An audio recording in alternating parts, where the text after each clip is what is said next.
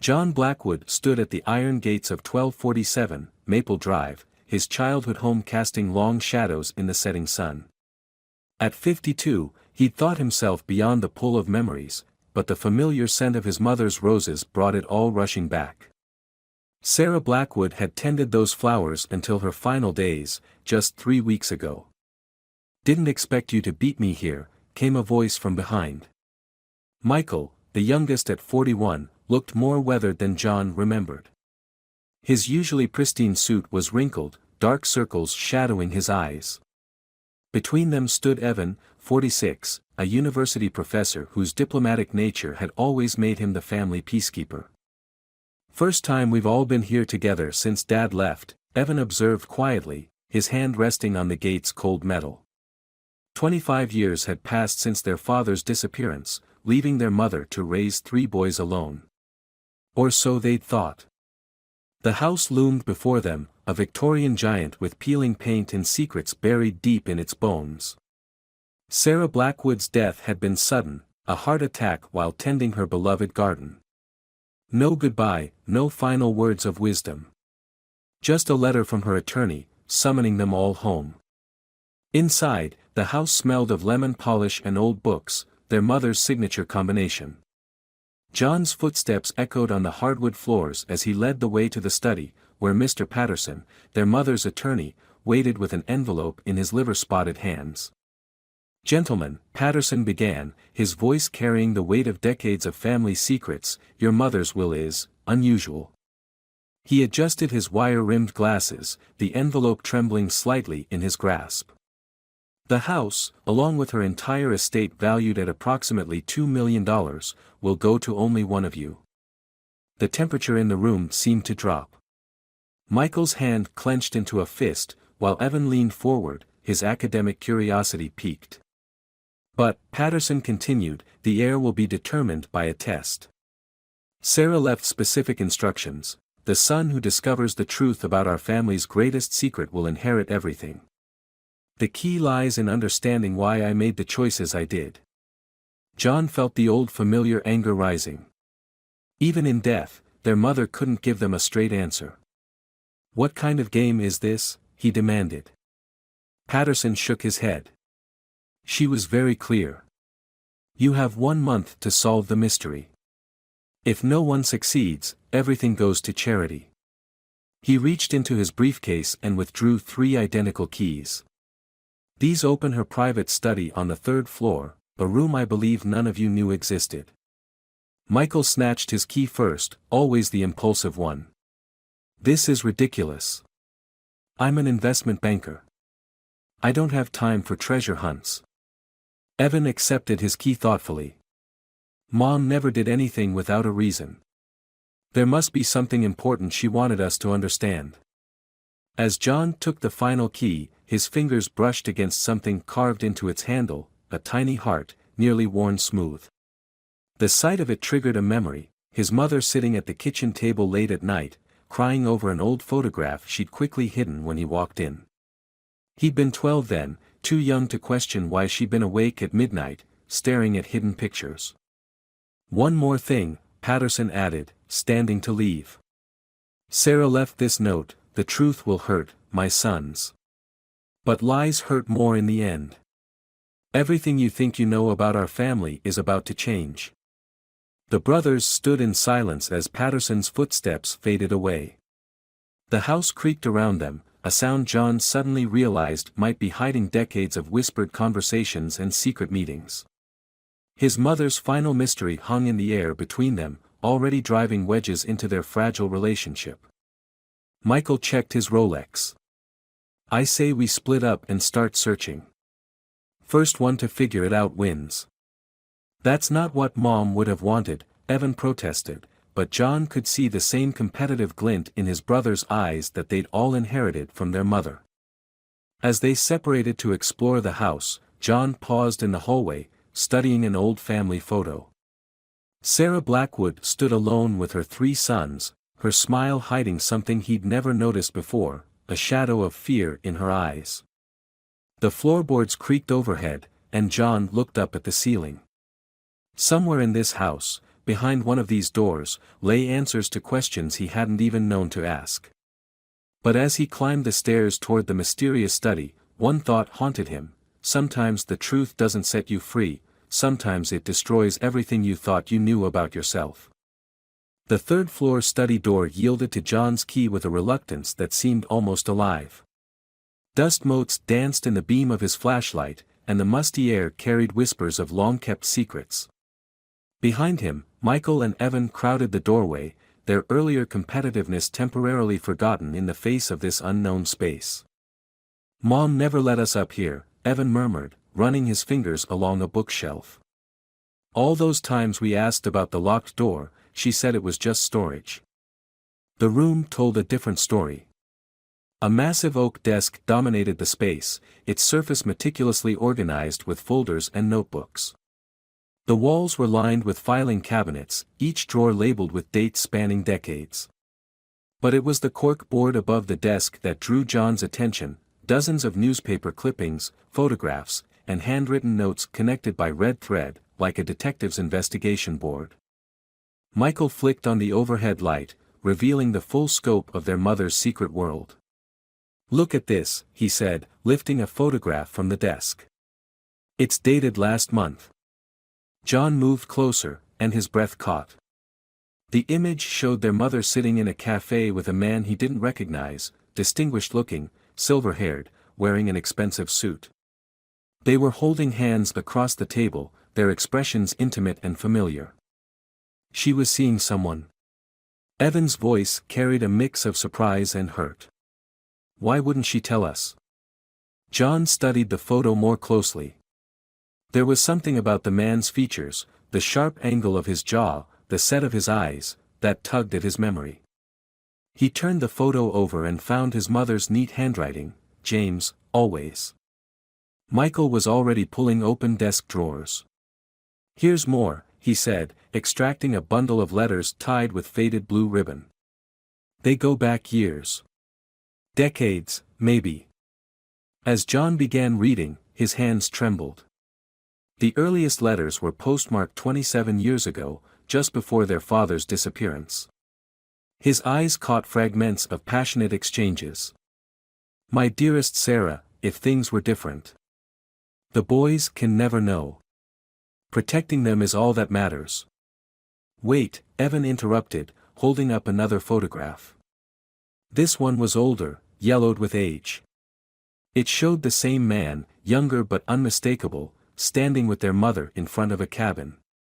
The date stamp read July 1972, 5 years before John was born. The implications hit like a physical blow. "You don't think?" Michael started, but couldn't finish the thought. John sank into the desk chair, his world tilting on its axis. "Mom was in love with him before she married Dad. Maybe even during." "There's more," Evan said quietly, his academic detachment crumbling as he read through another letter. "This one's from Dad, dated the day before he disappeared. Listen, I know about James. I've always known. What I discovered today changes everything. The boys deserve to know the truth, and if you won't tell them, I will." The silence that followed was deafening. Their father hadn't abandoned them, he'd confronted their mother about James and then vanished. The implications were too horrible to voice. Michael's banker's mind was already connecting dots. The timing fits. Mom suddenly had money for our education, the house repairs, everything, right after Dad disappeared. We always thought she'd inherited from her aunt, but... "Stop," John cut him off, not ready to follow that trail of thought. But his eyes were drawn to a locked metal box on the bottom shelf, painted dark green with gold trim. He recognized it. He'd glimpsed it once in his mother's room when he was young, and she'd slammed the closet doors so quickly he'd thought he'd imagined it. Evan was examining the cork board more closely. "These aren't just random clippings," he said. "They're all about James Blackwood's business empire. Real estate developments, casino projects, some questionable political connections." "Blackwood?" Michael's voice cracked. "Like our name?"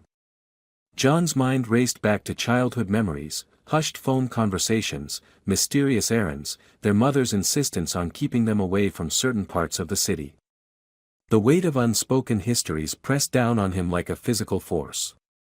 He reached for the green box, but it was secured with a combination lock. 3 numbers stood between them and whatever truth their mother had deemed important enough to protect with her final request. "Look at this," Evan said suddenly, holding up a small diary. "It's Mom's, from 1972. He opened to a marked page and read aloud, "The cabin by Miller's Lake holds everything, my heart, my shame, my greatest joy and deepest regret. The combination is the date that changed all our lives." The brothers exchanged looks. Miller's Lake was where they'd spent every summer as children, in a cabin their mother had insisted on keeping even when money was tight. They'd never known she had a history there long before they were born. As the sun set outside the study windows, shadows crept across the floor like reaching fingers. In the growing darkness, John stared at the green box, understanding now that it contained more than just answers. It held the power to either heal their family's wounds or tear them apart forever. "We need to find that cabin," he said finally. "Whatever started there in 1972 is the key to everything."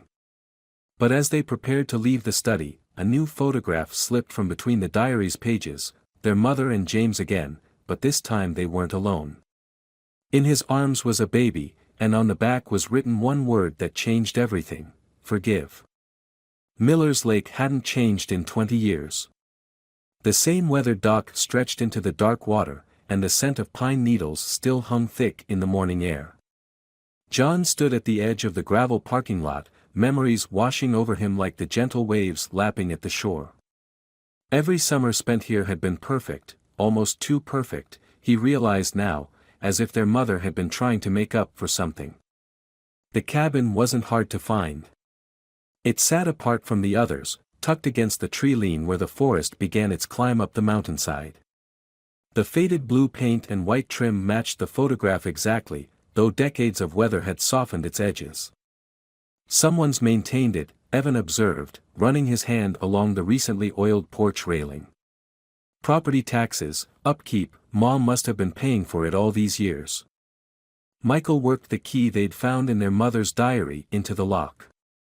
"All those times we came here as kids, and she never once mentioned she had a history with this place." Inside, the cabin smelled of cedar and memories. Dust sheets covered the furniture, but beneath them, John recognized pieces from their childhood summers: the oversized armchair where their mother would read to them, the heavy oak dining table that had hosted countless family meals. "Over here," Evan called from the master bedroom. He stood before an open closet, holding what looked like an old shoebox.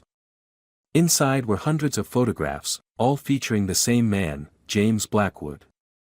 The images told a story that spanned decades. James and their mother as teenagers, laughing by this very lake. The two of them at what looked like a college formal. Stolen moments through the years, secret meetings in parks, quiet dinners in out-of-the-way restaurants. And most shockingly, recent photos from just months ago, showing a love that had endured despite everything. "She never stopped loving him," John said quietly, studying a photograph of James teaching a young Sarah to skip stones across the lake. The tenderness in their expressions was unmistakable. As they continued searching, each discovery added another layer to their mother's hidden life. A stack of letters in the bedside table. A man's watch, expensive but well-worn, engraved with the initials, J.B. A newspaper clipping from 1972 announcing James Blackwood's engagement, not to their mother, but to Catherine Wellington, daughter of a prominent judge. "Look at the date," Michael said, pointing to the engagement announcement. 3 months before Mom married Dad.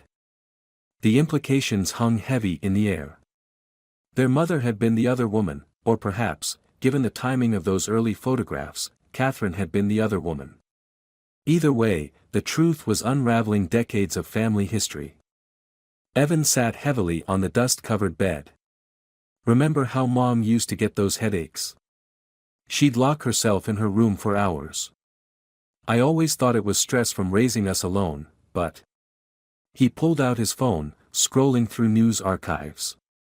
Every single episode coincided with major events in James Blackwood's life. His wife's death in '89. His company's expansion in '95.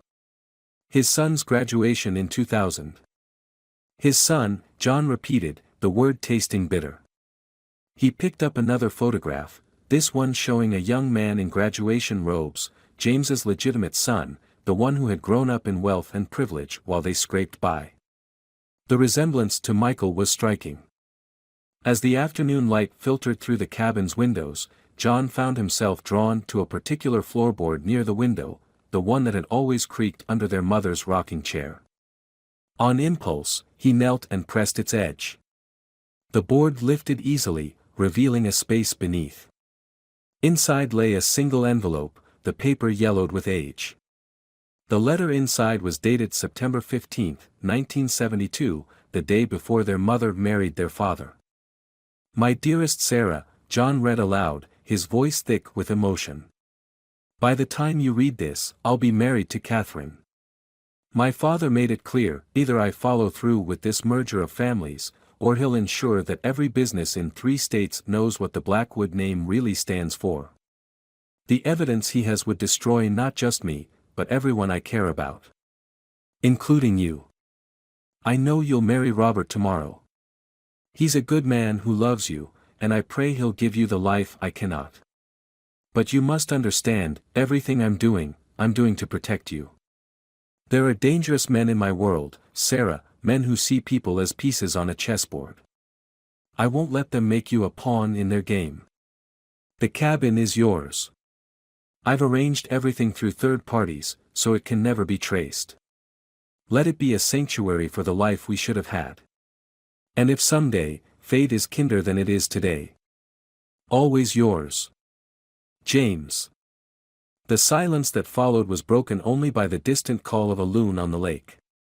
The brothers sat amid the scattered evidence of their mother's great love and greater sacrifice, each lost in thought.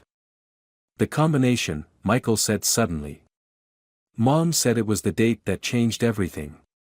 September 15, 1972 to September 15, 72. John pulled out the green box they'd brought from the study. The numbers clicked into place, and the lid opened with a soft sound that seemed to echo with decades of secrets finally coming to light. Inside was a single photograph and another letter, this one in their mother's handwriting, dated just weeks before her death. As John unfolded it, a newspaper clipping fell to the floor. The headline made his blood run cold, James Blackwood found dead in apparent suicide, 1997. The date was exactly 1 week after their father's disappearance. The drive back from Miller's Lake stretched like a lifetime, each mile weighted with newfound knowledge that threatened to suffocate. John gripped the steering wheel until his knuckles turned white, their mother's final letter burning a hole in his jacket pocket, still unread. Some truths, he realized, required the right moment, and the right courage, to face. They stopped at a small diner just outside town, the kind of place their mother used to take them for Sunday breakfast. The vinyl booths squeaked as they settled in, 3 men carrying the weight of a past that was rapidly unraveling everything they believed about their family. I keep thinking about Dad, Evan said quietly, stirring his coffee without drinking it. All those years we thought he abandoned us, when really. He couldn't finish the sentence. The implications of James Blackwood's death, just days after their father's disappearance, hung between them like a dark cloud. The timing couldn't be coincidence, yet the official report had ruled it suicide. Their father had confronted their mother about James, then vanished. A week later, James was dead. Mom protected us, John said, finally voicing what they'd all been thinking. Whatever happened that week, she made a choice to shield us from it. Every decision, every sacrifice, it was all about keeping us safe. Michael pulled out the photograph they'd found in the green box. Unlike the others, this one showed their mother alone, standing in front of the cabin. The date stamp read September 16, 1972, her wedding day. She wasn't wearing a wedding dress, but a simple blue sundress, and her eyes held a sadness that seemed to reach across decades. She went to the cabin first, Michael realized. Before marrying Dad, she went to say goodbye to her old life. John finally reached for their mother's letter, his hands trembling slightly as he unfolded it. The paper was fresh, the ink barely a month old. Her final words to them. My dearest sons. By the time you read this, you'll have uncovered enough to hate me, or perhaps, if I dare hope, to understand me. Life rarely gives us clean choices between right and wrong. Sometimes we must choose between different kinds of pain, different shapes of sacrifice. James was my first love, my great love, but he was born into a world of power and dangerous obligations. His father, Edmund Blackwood, controlled not just businesses but politicians, judges, anyone who could be bought or blackmailed. When James tried to break free, to choose love over duty, Edmund made it clear that not just James would suffer, but everyone he cared about. I married your father, Robert, believing I could learn to love him as he deserved. In many ways, I did. He was a good man who gave me 3 beautiful sons. But James and I could never fully let go. We met in secret over the years, not to rekindle what was lost, but to protect each other, to share the burden of choices we couldn't unmake. Your father discovered one of our meetings in 1997. But what triggered his confrontation wasn't the fact of our relationship, it was what he'd learned about Edmund Blackwood's empire. Your father was an accountant, quiet and methodical, and he'd spent years quietly gathering evidence of the Blackwood family's crimes. The night he disappeared, he took that evidence to James, believing he would help expose his own father. I begged your father not to go, but he was determined to do what he felt was right. A week later, James was dead, a suicide that nobody questioned because Edmund Blackwood owned everyone who might have investigated. I've spent 25 years protecting you from this truth, using the money James secretly transferred to me before his death. His final act was to ensure we would be safe, financially secure enough to stay beneath Edmund's notice. But now Edmund is dying, his empire crumbling, and his secrets are no longer as lethal as they once were. You deserve to know not just about my failures and mistakes, but about the brave men who sacrificed everything to protect what they loved. The green box contains one final item, a key to a safety deposit box at First National Bank. Inside is all the evidence your father gathered, along with James's own documentation of his father's crimes. What you do with it must be your choice. Just know that whatever you decide, my greatest achievement in life was being your mother. All my love. Mom. The diner had emptied around them as John read, the dinner crowd thinning to just a few scattered customers. Outside, the sun was setting, painting the sky in shades of purple and gold, the same colors that had filled the sky the day their father disappeared. There's something else, Evan said, studying the old photograph more closely. Look at Mom's dress in this picture, the blue one she wore to the cabin before her wedding. The pattern, it's the same as the wallpaper in the upstairs study. The one room in the house she never let us enter. John's mind raced back to the study's walls, seeing them with new eyes. The pattern hadn't been wallpaper at all, but hundreds of tiny letters, numbers, and symbols, hand-painted in varying shades of blue, a code hidden in plain sight, telling a story they had yet to decipher. She left us a map, Michael whispered, understanding dawning in his eyes. Everything in that room, the photographs, the newspaper clippings, the painted walls, it's not just memories. It's evidence. She was documenting everything, creating a trail that only we could follow. The brothers looked at each other, the weight of their mother's final gift settling over them. She hadn't just left them a mystery to solve or a fortune to claim. She'd left them the truth, and with it, the power to choose justice or mercy, revenge or redemption. As they paid their bill and stepped into the evening air, John realized their mother's challenge wasn't about inheritance at all. It was about understanding the price of truth, the weight of choices, and the fierce, complicated love that had shaped their entire lives. The real test was only beginning. The study walls seemed to pulse with newfound meaning as John traced the intricate blue patterns with trembling fingers. What they'd mistaken for decorative wallpaper was actually their mother's life work, a tapestry of dates, locations, and connecting threads that told the story of 2 decades of corruption and consequence. "She spent years in here," Evan murmured, his academic mind already working to decode the pattern. "Every night while we slept, she was documenting everything.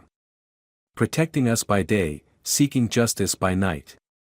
The 3 brothers had spread their discoveries across the floor, the photographs from the cabin, their mother's letter, the news clippings about James's death.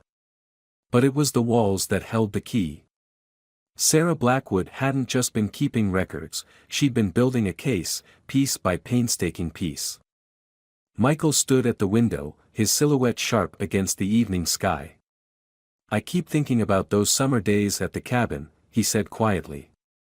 "Remember how Mom would sit on the dock for hours, just staring at the water? We thought she was reading, but now she was remembering," John finished. Every moment there was both a gift and a wound.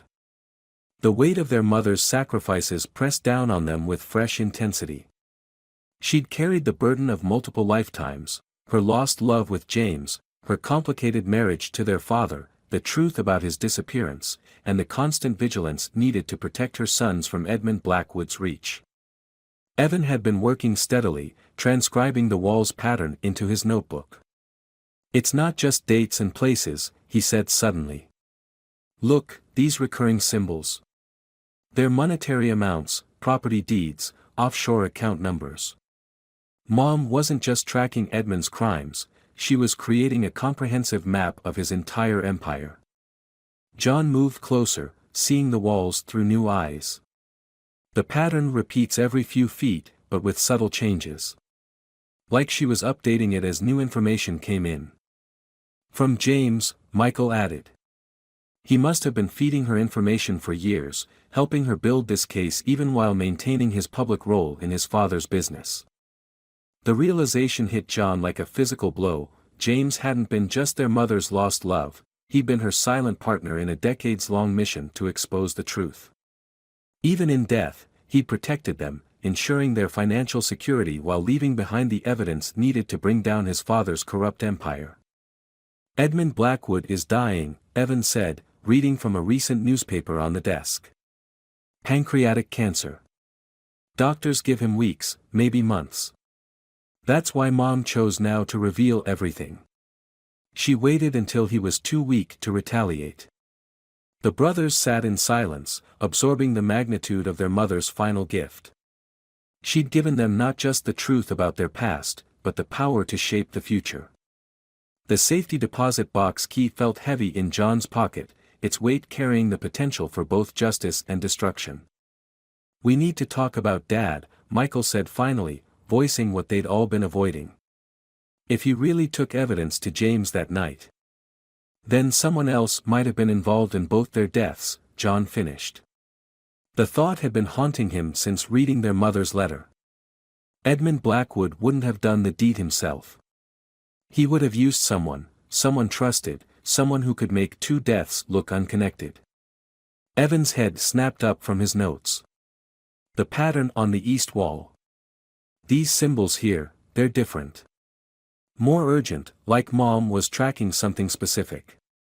He pointed to a series of interlocking blue lines that formed what looked like a spiderweb. Names, dates, locations, all connected to one central point. John leaned in, his heart pounding as he recognized a familiar name at the center of the web.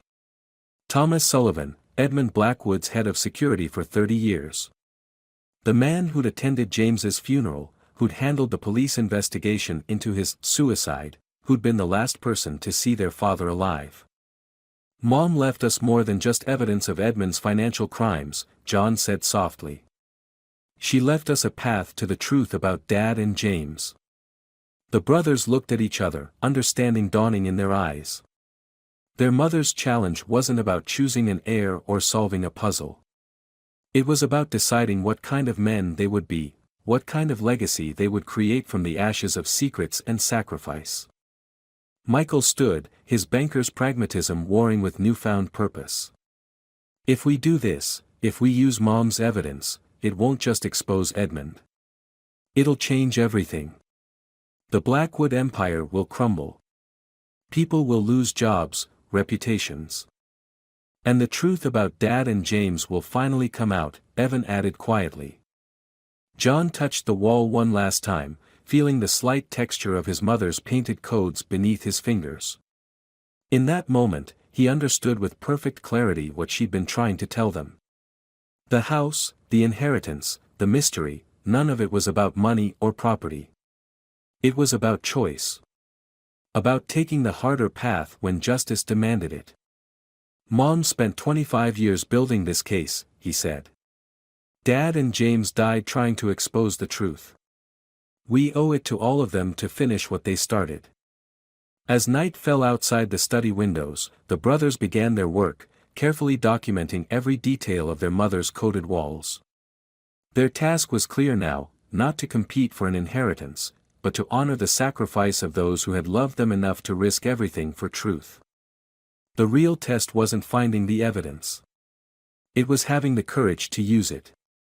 Dawn painted the old Victorian house in shades of amber as John stood in his mother's garden, watching the first rays of sunlight catch on the morning dew.